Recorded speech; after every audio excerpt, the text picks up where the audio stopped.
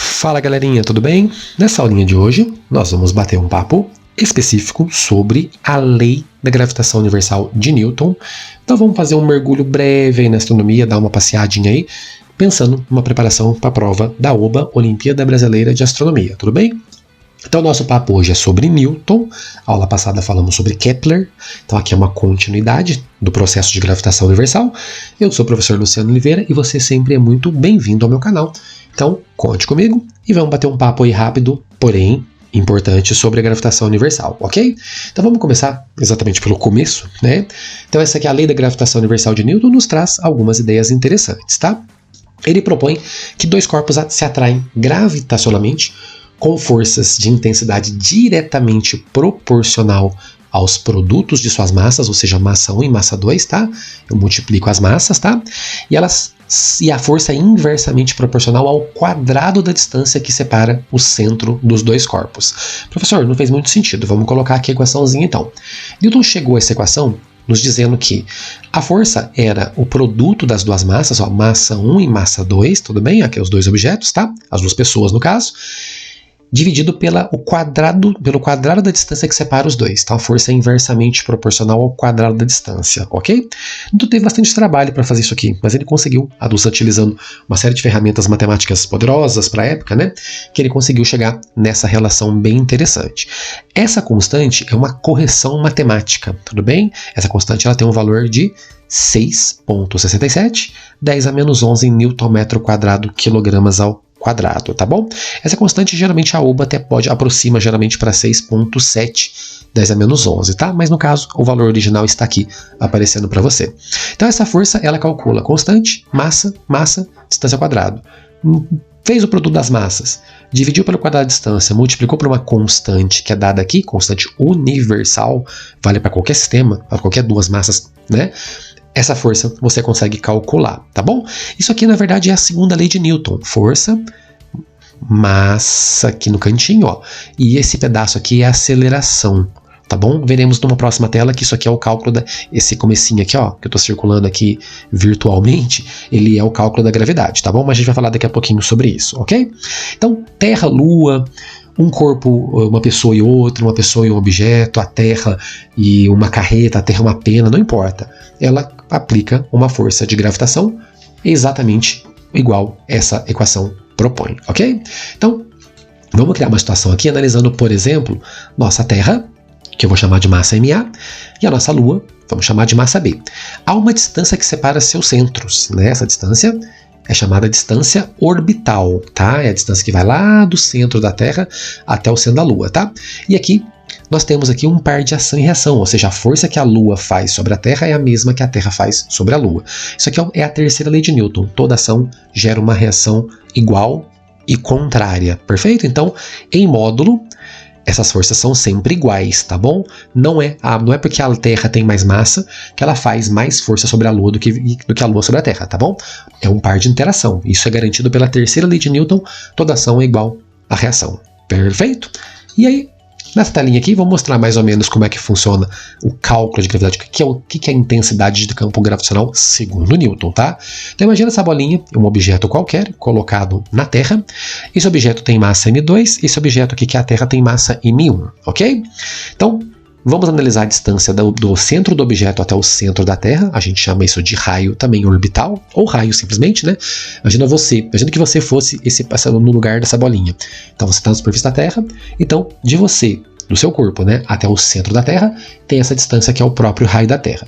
Essa distância é responsável por criar a gravidade, ou a aceleração da gravidade que nós sentimos aqui. A gente fala que a gravidade terrestre é 10 metros por segundo quadrado. Seu valor mais correto está mais perto de 9,81, tá bom? 9,8. Né, que são geralmente os vestibulares indicam como 9,8, tá? E aí, a prova da OBA geralmente trabalha com 10 dependendo do exercício e 9,8 dependendo do exercício, caso ele necessite de mais precisão. Então, olha só, a força que puxa este objeto para a Terra e vice-versa, ela atua como uma força-peso, que nada mais é do que uma força de gravitação, essa aqui, ó, esse F, tá? Então, eu vou colocar aqui, ó, a equação da tela anterior, a constante, o produto das duas massas, pela distância de centro a centro aqui no desenho, tá vendo? Que é o raio orbital, que é esse R aqui. E peso, pela segunda lei de Newton, é calculado por massa vezes aceleração. Claro que é o peso do objeto, então a gente usa a massa do objeto, tá? Então, o peso está atuando como força de gravitação nesse caso. Olha o que vai acontecer. Se você cortar a massa M2, porque tem dos dois lados, tá vendo? Ó, esse M2 cancela esse, ou vice-versa, tanto faz. A massa do objeto não interfere. Então, para calcular a gravidade de um local, o outro objeto não interfere. Então, ou seja, para a Terra, a gravidade, vamos aproximar para 10 o valor, para a Terra, a gravidade é 10 para esse objeto, para você, para mim, para uma carreta, para uma pena, não importa, para qualquer coisa que você colocar aqui na superfície, tá bom? A gravidade terrestre vai ser aproximadamente 10 metros por segundo ao quadrado. E esse cálculo mostra isso, ó. Se você cortar essas massinhas, o que vai sobrar aqui, ó? O Gzinho isolado, que é a gravidade local, sobra Gzão M1 sobre R ao quadrado. Olha, isso aqui, ó, esse pedaço que é, vou circular aqui para vocês entenderem, ó. Vou circular vou pegar um vermelhão mesmo aqui, ó. Esse pedaço da equação aqui, ó, ela é o cálculo de gravidade. Como isso aqui é força de gravitação, ó, vou colocar, tô escrevendo com mouse, tá, pessoas? Ó, força é constante, massa por distância ao quadrado. Então isso aqui é a segunda lei de Newton, ó. Força é massa de um objeto vezes aceleração, ou força-peso. Peso é massa vezes a gravidade, que é essa linha vermelha que eu circulei, tá bom? Então, se você tiver a constante universal, 6,67, 10 a menos 11, a massa do objeto que você quer calcular a gravidade dele, por exemplo, aqui seria a Terra, e a distância, o raio desse planeta, eu tenho a gravidade dele na superfície da Terra, tudo bem? Desse planeta no caso, tá? Só se eu colocasse a Lua aqui, é simples, você coloca a massa da Lua, o raio da Lua ao quadrado, você tem a gravidade da Lua. Você pode fazer isso para qualquer objeto, você pode calcular inclusive a sua gravidade, porque você também é um corpo e você também tem massa, e a sua massa também produz gravidade, perfeito? Segundo a visão clássica de Newton, tá? E aí, a gente colocou, se eu colocasse o corpo agora numa certa altitude, por exemplo, igual a animação está mostrando para vocês aí, ó. Eu vou colocar uma altitude Hzinho aí, tá vendo, ó? A gravidade aqui em cima também seria 10? Não, porque a gravidade também é inversamente proporcional ao quadrado da distância. Então o que vai acontecer? Uma correção matemática. Olha aqui embaixo, ó. Em vez de colocar só o raio, eu coloco o raio mais a altitude aqui, ó. Tudo bem? Então a gravidade aqui em cima ela vai ser bem menor do que quem está aqui na superfície da Terra. Por isso os satélites conseguem orbitar aqui tranquilamente, sem cair, né? A base espacial da NASA também, ela orbita aqui, porque a força de aceleração lá em cima é bem baixa, eles são pesados, mas a força é baixa, então é mais difícil dele cair, tá bom? A gente vai falar daqui a pouquinho sobre os satélites, chegaremos nas próximas telas, tá? Então, simples, tá, gente? Essa equaçãozinha calcula a gravidade local de qualquer objeto. Qual que é o benefício dessa equação, professor? Depois que Newton montou e modelou essa equação, eu poderia prever a gravidade de qualquer planeta, supondo mais ou menos qual é a composição química daquele planeta. A gente faz lá uma estimativa de raio médio, calcula um volume médio e tira uma massa média conhecendo, vamos dizer assim, a principal estrutura desse planeta. Se eu tenho, então, uma massa e um raio médio, com a constante universal eu tenho a gravidade local. Então dá para saber que a gravidade de Marte é 3 ponto alguma coisa, dá para saber que a gravidade da Lua é 1,6, então dá para você calcular ou estimar a gravidade local de qualquer planeta, mesmo os planetas que estão muito longe daqui, os famosos exoplanetas, perfeito? Então hoje essas leis são muito importantes e ajudam muito na astronomia, tá? Aqui só uma representaçãozinha bem rápida, mostrando que, ó, aqui ele aproximou para 6.000, mas o raio da Terra é um pouquinho mais que 6.000, tá? Só para a gente ter uma ideia média, tá? Então, na superfície da Terra, né, onde nós estamos aqui, ó, a gravidade ela tem um valor próximo de 9,8 metros por segundo ao quadrado, por uma distância, né, uma distância de órbita, que é uma distância de parada, vamos dizer assim, né, de 6.000 quilômetros mais ou menos, que é o raio da Terra, tá? O valor de 13.000 é um pouco mais que o dobro de 6.000, né, que o dobro de 6.000 seria 12, então se você dobrar o valor de 6.000, a gravidade cai bem, ó, tá quase o dobro, a gravidade caiu quase 4 vezes, vamos supor que fosse 10, tá? Se aqui fosse 10, ó, ia ficar mais fácil de entender, ó. Ela caiu 4 vezes, por quê, professor? Porque a gravidade e a força são inversamente proporcionais ao quadrado da distância. Na dúvida, pausa o vídeo, volta um pouquinho e olha a equação da tela anterior. Tava mostrando, eu posso até voltar para você, não tem problema nenhum, olha aqui, ó, a gravidade é inversamente proporcional ao quadrado da distância, perfeito? Então, por esse motivo, se eu dobrei aqui, vamos supor que fosse o dobro, tá? Vamos supor que fosse 12.000, só para facilitar nosso raciocínio. Se eu dobrei a distância, ela caiu de 10 para 2,5, que seria 4 vezes, perfeito? Para média aí de 19.500 quilômetros, né? Olha a gravidade ela cai para 1,1, olha como é que ela cai bastante. Para 26 mil quilômetros de distância, lá do centro da Terra até onde está os astronautas aqui, ela cai para 0,7. Então, quanto mais longe você estiver, menor o efeito de gravidade sobre o corpo ou da pessoa que está lá ou do objeto que ali se encontra. Perfeito? É bem simples mesmo, tá? Aquela equaçãozinha ajuda bastante a entender. Aqui nessa tela a gente vai falar um pouquinho sobre os corpos em órbita, tá? A gente entendeu um pouquinho como que a lei da gravitação de Newton ela é impactante, ela ajudou muito a entender uma série de coisas. Imagina esse satélite aí, ó, traçando uma órbita em volta da Terra, tudo bem? A distância orbital aqui, ó, esse D pode ser tratado como distância orbital ou raio orbital, então pode aparecer D ou R.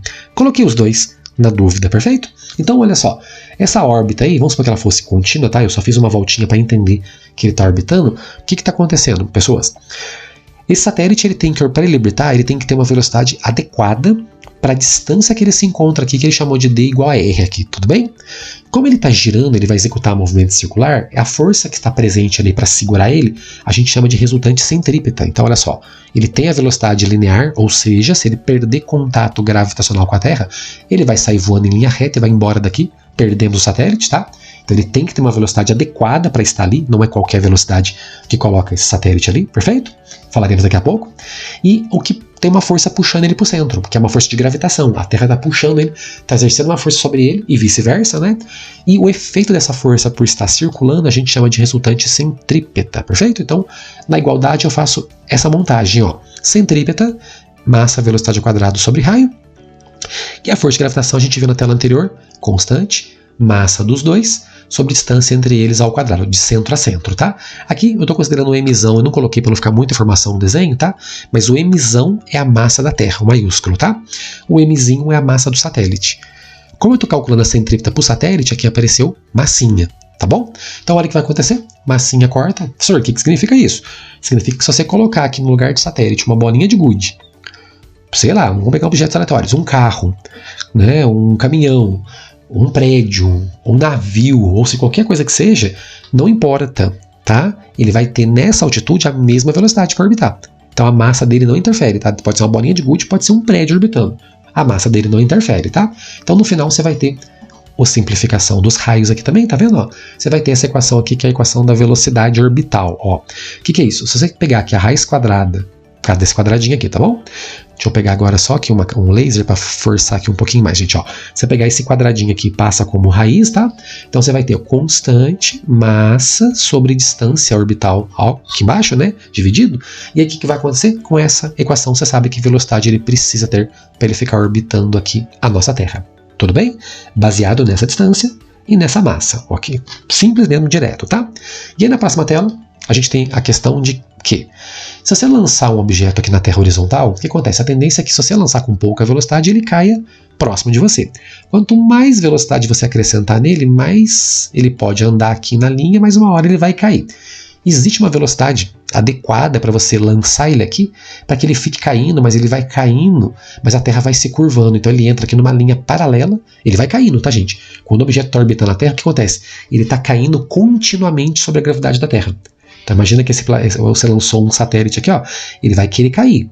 Só que ele vai caindo e a Terra vai se curvando, porque a Terra tem um formato aproximadamente esférico, né? Ela é um geóide, mas ela tem uma tendência de ser aí aproximadamente esfera por questão da água, né? Você dominar grande parte da superfície dela. Então, na medida que o satélite vai caindo em relação ao centro da Terra, ó, ele vai dobrando aqui e vai caindo para cá, para o centro, a Terra também vai se dobrando, então ele não consegue atingir a superfície da Terra, tá vendo? Ó, ele vai ficar eternamente caindo e a Terra eternamente se curvando. Ou seja, eu vou criar uma linha paralela perfeita, ele vai conseguir orbitar e ficar dando voltas aqui o tempo que eu quiser. Ok? Qual a velocidade é essa, professor? Aproximadamente, para você colocar em órbita, tem que ser em torno de, aproximado, tá? De 8 km por segundo, tá? Qualquer valor inferior disso aqui, ela retorna para a Terra. Tem valores bem superiores a esse aqui, que ela sai e vai embora para o espaço. Esse valor aqui é o valor mais adequado para você colocar ele em órbita, tá? Aqui na próxima tela tem uma tabelinha, tá? Tem a equação que a gente chama de velocidade de escape. E a mesma equação anterior, ó, raiz quadrada de Gm sobre R, só que com uma correção matemática aqui, tudo bem? E aí, para a Terra, o V de escape ele é 11,2 km por segundo. O que significa isso, professor? Eu quero jogar uma coisa para fora da Terra, não quero que ela orbite a Terra, eu quero que ela suma daqui. Eu preciso, no mínimo, lançar isso a 11,2 km por segundo. Eu já tinha comentado, mas só vou reforçar. Ó, se a velocidade for menor que 8 km por segundo, ele volta para a Terra. Ele vai cair no chão, tá bom? Se ela estiver maior que 11,2, ele não retorna mais à Terra. Ou seja, lancei para o espaço. Se ele oscilar entre 8 e 11,2 km por segundo, tá? Ele vai entrar em órbita elíptica. Lembrando que elíptica porque Kepler disse que as órbitas são elípticas, né? Então ele vai entrar numa órbita elíptica e vai ficar ali orbitando a Terra com velocidades dentro dessa média aqui. Tudo bem? Então essas são as velocidades adequadas para a Terra, tá? Isso só vale para a Terra, porque aqui eu vou colocar a massa da Terra e o raio orbital aqui, ó. A constante é universal, eu posso calcular para qualquer planeta. Mas se quiser calcular isso aqui para Marte, eu tenho que colocar a massa de Marte e raio de Marte aqui, tá bom? Então essa velocidade aqui, né, entre 8 e 11 é suficiente para colocar um satélite orbitando o nosso planeta, perfeito? E aí, para a gente dar aquele fechamento nessa aula, né, falar rapidinho para vocês sobre o princípio da imponderabilidade no interior do satélite. O que é o princípio da imponderabilidade, professor? Também já cobrado na OBA isso, tá?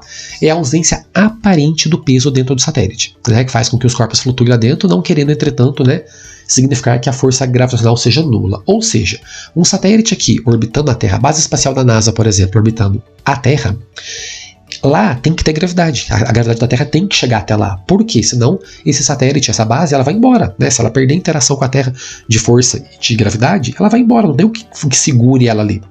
Então, neste ponto, ali tem uma força pequena, tá? Mas tem. E tem uma gravidade pequena, mas tem.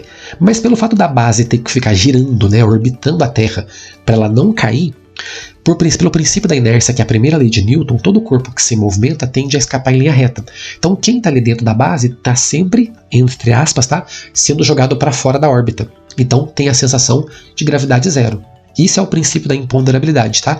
Aí ele sofre o efeito da gravidade zero, mas na verdade ele não está sob a ação da gravidade zero, tá bom? É só um efeito de movimento circular mesmo, da centrípeta, né? Que está fazendo com que ele vai tentando escapar para fora lá para fugir da órbita, né? Então ele tem a sensação de estar flutuando, embora ele está mediante ainda a presença da gravidade terrestre, perfeito? E aí, agora para dar aquela voadora final mesmo, tá? Para aquele fechamento, tá? Nós temos aqui os satélites geoestacionários ou estacionários, tá? Que são satélites no qual estão parados em relação a um ponto fixo na Terra. Ele precisa orbitar aqui em cima para não cair. Então ele tem que ter velocidade, tá? Ele não pode ficar parado no espaço, não faz sentido ele ficar paradão lá, tá? Pelo menos se ele estiver perto da Terra. Se estiver longe do campo de gravidade da Terra, ele pode ficar flutuando no espaço, perdido. Mas se ele estiver sob a ação da gravidade terrestre, gente, ele tem que orbitar aqui, tá? Então, deixa eu colocar aqui embaixo a informação, ó. Então, o fato deles estarem parados em relação ao referencial quer dizer que eles têm que girar juntos aqui com o referencial. Então imagina você nessa região, satélite aqui em cima, quando a Terra está girando. Quando você chegar aqui nesse ponto, o satélite está exatamente em cima de você. Por isso que ele é chamado de estacionário. Ele está parado em relação ao seu referencial, tá? Ou o referencial do Brasil, por exemplo, ou da Europa, Estados Unidos, não importa, tá? Mas ele tem que girar sempre junto. Daqui a pouco, na próxima tela, eu vou mostrar quais são as condições para a gente fechar essa aula. Mas é uma aula, espero que a aula esteja sendo de bom proveito para vocês, tá bom? Não esquece de dar aquele like pra gente, é importante, tá bom, gente? O like fortalece o nosso canal, ajuda a gente a crescer e fazer mais aulas e melhorar a qualidade também, tá bom? Isso motiva a gente a continuar fazendo, tá? E aí, então, aqui na condição seguinte, olha só, vou colocar para vocês aqui um desenhinho que talvez ajude mais, tá? Mas eu vou colocar algumas informações. Por exemplo, ó, eu vou colocar as informações diretas, tá? E vou lendo todas elas mais fácil. Então ele fala, ó, primeiro, quais são as condições para ele ter órbita geoestacionária, ou seja, ele pode ser chamado de estacionário ou geoestacionário, tá? Primeiro, a órbita dele tem que ser circular dentro do plano do Equador aqui, ó. Então ele só pode ser estacionário se ele estiver girando alinhado com a linha do Equador. Essa é a primeira condição para que ele consiga fazer isso. Se ele estiver fora dessa linha, ele pode orbitar, mas ele não vai ser geoestacionário, tá bom? O segundo é o período de translação, ou seja, o tempo que ele completa uma volta aqui, ó, em torno dessa linha pontilhada, tem que ser sincronizado com o período de rotação da Terra. Então, se a Terra dá uma volta em 24 horas, ele também tem que girar em 24 horas. Sabemos que esse valor é aproximado, mas vamos supor que fosse 24 horas cravadas, tá? Então, ele vai girar cravadinho aqui, tá? E o raio orbital dele, de órbita, tem que ser em torno aí de 6,7 raios terrestres. Então, você tem que pegar o raio da Terra, multiplicar por 6,7 é a distância orbital que ele precisa ter para não cair e para não fugir e para ser estacionário, tá? O raio da Terra é mais ou menos 6.300 km, então você pega esse valor, multiplica por 6,7, deve dar um valor próximo disso aqui, ó, 35.840 km na verdade está marcado aqui na superfície, tá, gente? Mas o raio orbital é medido do centro da Terra até a posição que o satélite ocupa, perfeito? É isso. Essas são as condições para que ele seja estacionário, também calculado pela equação de Newton. Então eu quero agradecer vocês, né, que chegaram até aqui. Como eu peço de novo, pessoas, deixa o likezinho pra gente, né? Compartilha o canal, ajuda a gente a crescer, né? A gente precisa, o Brasil precisa melhorar a sua visão científica, os alunos precisam gostar mais de ciência. O Brasil tem muito potencial e a gente vai crescer, com certeza, mas a gente precisa da ajuda de vocês para que o canal cresça e que a gente consiga divulgar mais informações científicas, perfeito? Então, queridos, muito obrigado, aquele beijaço no coração, tá bom? Próxima aulinha eu vou fazer uma aula específica para exercícios que envolvam lei de Kepler e lei da gravitação universal. Então, desde já, eu deixo meu agradecimento para vocês, aquele beijão no coração de novo, pessoas, e até a nossa próxima aula de astronomia para OBA, beleza? Muito obrigado, meus caros!